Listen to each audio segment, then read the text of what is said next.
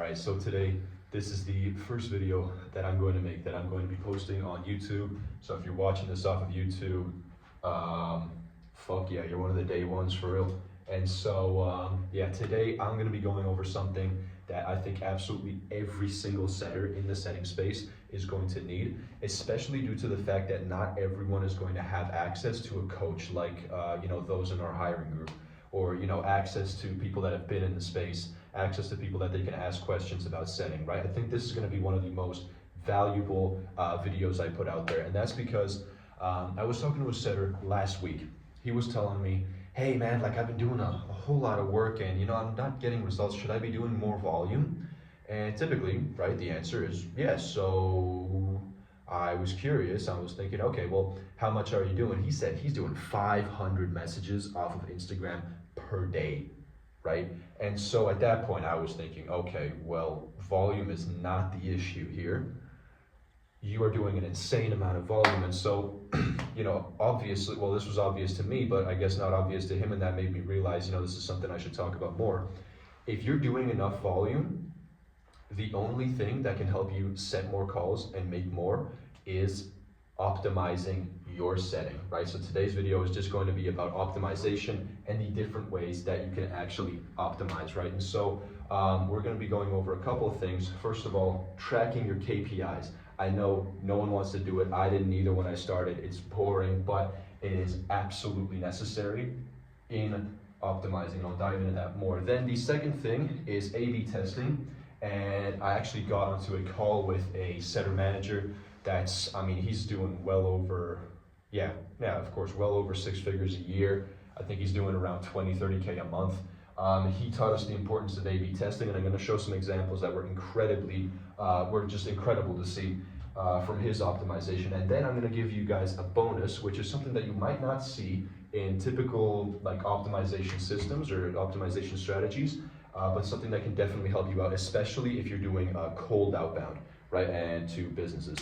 So let's start off with KPIs. Okay, so this is one of the things that I fucking despised doing when I started setting. And it took me a minute to get results because of the fact that I wasn't tracking my KPIs. In my mind, I was thinking, well, as long as I'm doing enough volume, I'm gonna get there somehow, right?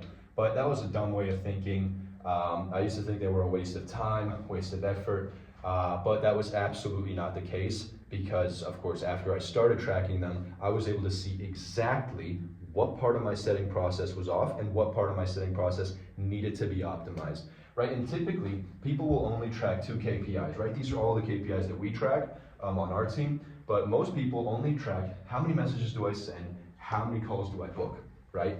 But okay, think about it, right? You're sending 1,000 messages and you're booking 2 calls. That's ass KPIs, right? Okay. And now looking at that data, what can you tell? Yeah, okay, my setting needs to get better. Okay, how, right? And with just these 2 metrics, you're never gonna be able to tell where the actual issue is. Of course, it's somewhere in the setting process, but how do you know where? Is it in your first message? Is it in your pitch? Where is it, right? And so that's why we track these 4 KPIs: sent messages, positive replies, calls pitched, and calls booked, and the rates in between all of these KPIs, right? So let's break it down one by one. So sent messages, obviously, you need to be putting volume out there, right? It's self-explanatory. If sent messages are low, well, then you know where to start, right? But that's not where the optimization comes in. It comes in with the other ones. Now, positive replies. How many people are actually replying to the messages that you send? Because if you're sending, 100 messages and you're getting only, a couple of replies, like 5 replies, then obviously that is where the issue is. Your positive reply rate or reply rate on your first message, if you're doing cold outbound, should be round about 15%. That's like the average, right? If you can get more than that, then perfect, right? If you're pitching off the first message, it might look different. In any case, it ranges a lot, but I'll explain later how to kind of read the data on this. So the second rate and the third KPI that we check is calls pitched, right? How many calls are you pitching? And the rate in between that, because From the positive reply that you get to pitching the call, that's the conversation. That's your actual setting conversation. And so if there are issues there, if there are issues in this rate, you know that you have to improve your conversation, you have to improve the questions that you're asking, right? And so then after that, we have the calls booked. Now there are two implications when your calls pitched to calls booked ratio is low. First of all, it could be that your pitch is ass. This actually happened to me on one offer that I was on. I was pitching like 4 times a day and I got 0 calls booked. And I was thinking like, oh shit, like what's wrong? And at first it didn't dawn on me because I wasn't tracking it. It was just something I noticed, thankfully, that my pitch was total trash. It was horrible, right? It was ass. Now, so typically when this rate is low, then that's the first, cause. Or if you're not getting enough leverage from the leads in the conversation, when you pitch, they're not gonna be motivated enough to book the call, and so they'll fall off here. Even though the issue is earlier in the conversation, they might fall off here, okay? So there's 2 implications for that. And then of course, calls booked, self-explanatory, right? That's something you wanna track. Now these are the KPIs that we track. Another KPI that helps, and I don't really like using this because it's not a really quantitative statistic, it's more qualitative, you have to kind of feel it out. But it does help, and a lot of people use it, is tracking how warm are they in the conversation. Are they opening up to you a lot? Are they giving you one-word answers? Or are they like really breaking down their pain points? Because if they're being very open, then yeah, that's perfect. That's the ideal spot you want to be in. You always know that you're going to get the close if they're open in the conversation, right? The next part is A/B testing. Now, this comes from a call that I had with a guy I'm lucky to know in the space.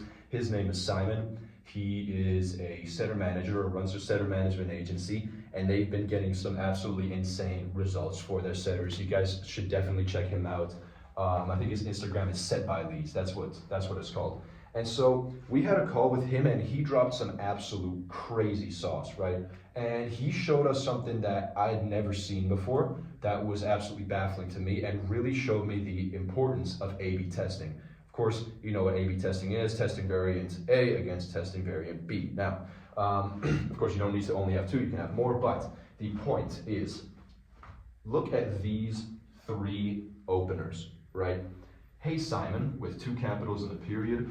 Hey Simon, with 1 capital and a comma. And hey Simon, no punctuation, no capitalization at all. Now, this wasn't the exact example. If I knew how to edit videos, I would show it, but I don't, so bear with me. This is just an example. I pulled this out of my ass, but anyways, it works as an example. So what he was showing us was that one of these, even though they say the exact same thing, one of these had a 20% open ratio or response ratio. The other one had, again, a 20% response ratio. And the last one had an 80% reply ratio, 80% over 20 in the others. Absolutely insane results just from switching a couple letters and a little bit of punctuation. They got a 60% increase in their reply rate, okay? And now the actual example looked very similar to this. What they did was they removed the space in the message and they got rid of the punctuation, and it had a 60% increase in their reply rate. And this just shows the importance of this kind of testing and shows how these tiny, minute changes, even though they look very small, make all the difference, right? And so when you have, especially this is something you can use in the opening message, if that is an issue, really play around with it. Try different things. You never know what the results are going to be. Try everything, test everything. The reason this guy was so successful was because he was obsessed about data. He had everything tracked, absolutely every part of the conversation, every different variant. And I mean, he tested different like letters, different capitalization. Like he was crazy about it. And to no one's surprise, he got crazy results, right? So that just stresses the importance of A/B testing. Now there's one more thing that I'm going to show that is like just a little bonus, because KPIs and A/B testing are really the bulk of it. If you can track your KPIs, do A/B testing, then your success is inevitable, okay? That is just absolutely inevitable. But there is one more thing that can help when these two fail, okay? This one, very simple, not gonna explain a whole lot. Touch points. The touch points, or the amount of touch points you have in your conversation between sending that first message and pitching price on the closing call, the more high quality touch points, and this is especially important in B2B, the more high quality touch points you have, the higher chance you have at closing. Now, of course, that may seem obvious, but this was a problem that we were having. So this was back, I want to say, like 5 months ago, when we were booking hella calls. Like we were getting 10 calls a week just off of the outbound setting on Instagram, which, you know, it took us a while to get there. It took us, you know, a lot of A/B testing, a lot of KPI tracking to get there. And then we just were not closing on calls. And so we were trying to fix our closing because, of course, we were booking all these calls. But then at some point we realized the issue is not in the closing, the issue was in the setting. The reason we couldn't close, because I mean, look, Darius has like 5 years of closing experience, right? Absolutely insane at it. So the issue wasn't there, we realized after a while. The issue was in our setting. Leads were getting on the calls, but they were nowhere near warm enough. And so what that meant is we added touch points in between. Now this comes from a guy named Sosa. He is an appointment setter for Hormozi's team. All right, he's a phone setter there. They're doing absolutely crazy numbers. Like he was telling me, they collected like 400 grand in revenue in a weekend, right? It just absolutely insane guy. But so this is one thing that he was talking about a lot, is just touch points, especially in B2B, right? Like Hormozi works in. And so, yeah, we started adding touch points after they book the call. Actually, how our current setting process works is it's kind of an alternate process where we'll book the call in the DMs. Then before their actual call, we'll phone set them in between. We'll basically just call them up, be like, hey John, you know, just calling here from Solna. I know we got that call on Friday. Just wanted to get a bit more information off of you here so we can, you know, make the personalized plan better, right? And so that's kind of what we started doing, where they booked the call, of course, on Calendly. So we had their number, we phoned them up, we got that extra touch point in, and our closing rate went from literally 0 to 30% just off of that one change. And again, the reason I mention this is because it wasn't KPI tracking, it wasn't A/B testing that got us there. This was just adding more touch points. So this is an extra thing that can come in handy sometimes. Lengthen the sales cycle if you need to, okay? Sometimes, especially during cold outbound, you're not gonna take a completely cold prospect that doesn't know you, especially if you don't have a personal brand. You're not gonna be able to take them from 0 to paying 5K, you know, in just a conversation and a call. Like that is just not going to happen. We do a conversation, a phone set, and sometimes a 2-call close. That's how long our sales cycle is, but it works. It works without a personal brand. It works with minimal setting, just because we added those touch points in. We really put the effort in, and everything in between is also dialed, and we've been dialing it for a while. And honestly, if we had known this sooner, we really missed out on a lot of leads. On a lot of closes, because we just didn't have enough touch points. We were just lazy to put like extra work into it. Or not lazy, but we didn't really see the opportunity there. So that is another issue. This is one of those things that has to be coordinated within your team. Of course, if your closer isn't closing, don't just blame the whole thing on them. It might be your fault, not gonna lie, because you might be giving them cold leads, right? Not shitty leads, but cold leads. They're too cold. They need to be warmed up in between. If you're a setter manager, if you're a setter manager, if you want to be a manager, this can be very, very important. And if you want to be either a setter or a manager, check out the description on the YouTube channel, we have a hiring group, okay, which is where we'll take on setters and we'll be posting videos like these, more exclusive videos, you know, giving you guys some value in the group, and hiring people out onto offers. Of course, we have a whole community of setters, a whole community of, you know, dogs from around the world really looking to make a name for themselves in the space. And so if you're interested in that, let me know. It is free, but we do not let anyone in. I turn a lot of people down just because of dedication. If you're ready to work, if you're determined, and if you're determined to learn, then the hiring group is a place for you. So go check that out.